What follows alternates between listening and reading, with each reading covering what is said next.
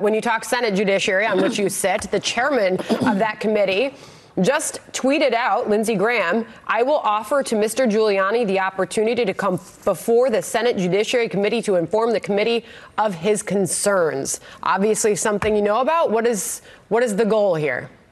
What you're going to see Senate Judiciary do is fulfill our responsibility. I look forward to getting the Inspector General's report. I look forward to the Durham report. I look forward to hearing from anyone who has information that would provide some closure to this. What we do know is that the Democrats want this to be a Kavanaugh circus all over again. They want to rush the process, have people come forward before they're ready or before they're prepared so that they can try to discredit witnesses. You're seeing that today. And what we do know is that the State Department is going to abide by the Constitution, comply with the law, protect the interest of this nation and the executive branch. And let's follow things through on an orderly process. What the House is doing is another part of their continuation to discredit President Donald Trump and to try to undo the results of the election. You had Hillary Clinton last week making the statement that he was not a legitimate president. I mean, we know what they're doing, and what we want to do is make certain that due process is provided and that the rule of law is followed. You know, Senator, I just want to provide the context in which the chairman of your committee, the Judiciary Committee in the Senate, sent out that text. He also wrote, have heard on numerous occasions disturbing allegations about Rudy Giuliani, about corruption in Ukraine and the many improprieties surrounding the firing of former Prosecutor General Victor Shokin. Given the House of Representatives' behavior, he says, it is time for the Senate to inquire about corruption and other improprieties involving Ukraine.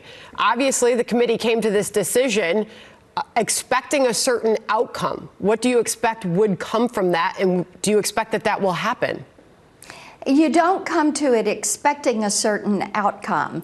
When you're following due process, allowing due process and following the rule of law, you come to it saying, we're going to go where the facts lead us.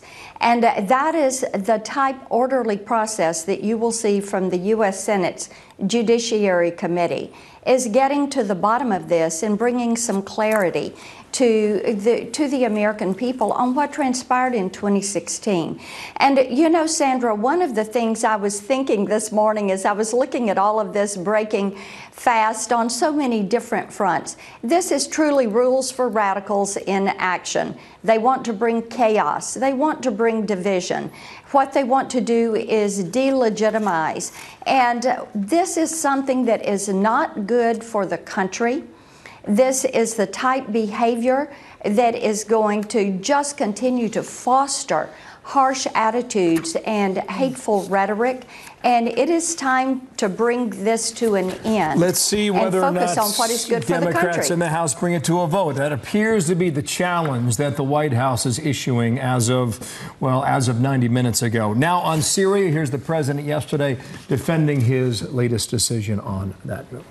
We've been in Syria for many years. You know, Syria was supposed to be a short-term hit, just a very short-term hit, and we were supposed to be in and out. I have told Turkey that if they do anything outside of what we would think is humane, they could suffer the wrath of an extremely decimated economy. So then in return, Nancy Pelosi says once again President Trump is deserting an ally as a foolish attempt to appease an authoritarian strongman. This decision poses a dire threat to regional security and stability and sends a dangerous message to Iran and Russia, as well as our allies, that the United States is no longer a trusted partner, end quote. Do you support this move or not, Senator?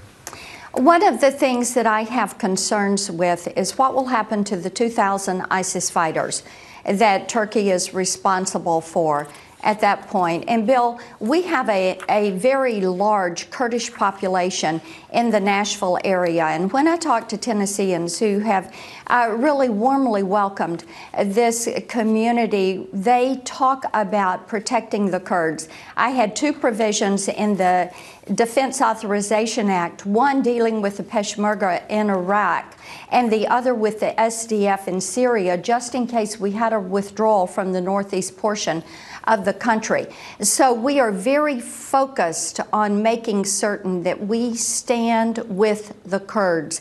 And we want to make certain that the policies we put in the NDAA would be something that would mesh with what the administration is trying to do. Do you believe, based on what you've seen from this order, that would the Kurds still be defended or not? I disagree with the policy as has been laid out, but I'm really focused on making certain that those 2,000 ISIS fighters do not return to their home communities, villages, and countries, and that they do not reform, and that they do not go back to attacking and killing Tennesseans and Americans. Does this move by the president jeopardize that, Senator?